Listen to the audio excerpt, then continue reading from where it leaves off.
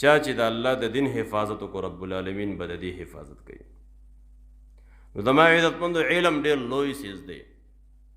په دې امامانو کې یو امام تیر شوی د هغه نوم د امام احمد بن حنبل رحمه الله، او د الله د دین دپاره ډېر تکلیف برداشت کړی، ډېر تکلیف. یو ځل یو کس پسې راغی وی حضرت تا نه احادیث زده کومه، وی زه خو نظربند یم او حکومت ما باندې پابندي لګولې ده. خو امام احمد بن حنبل رحمه الله ورته وی یو طریقه درته ښیم.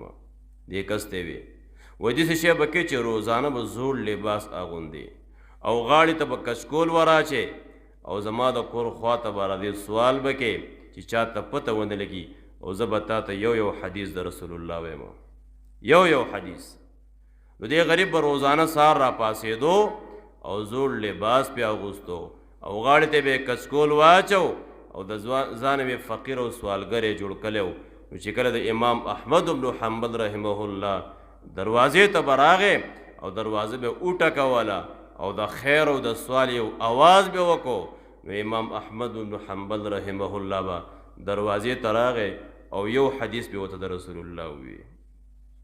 دی به په دې لارو کوڅو کې داسې تلو راتلو دا حدیث به زده کوو.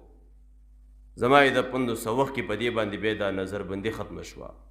دې مسجد ته راغی، چې کله مسجد ته راغی تمام شاګردان رالل او درس ته کېناستله. نو امام احمد بن حنبل رحمه الله وی زما هغه شاګرد چرته دی چې په فقیرۍ کې زما نه احادیث زده کوله. دا هغه ځای نه لاس ورکړو حضرت زه یم، وایي مخکې راځه. مخکې یې راوستو، وی دا راته ووایه چې څو احادیث یې زده کړل. وی حضرت 300 احادیث مې د رسول الله زده کړله، 300 احادیث.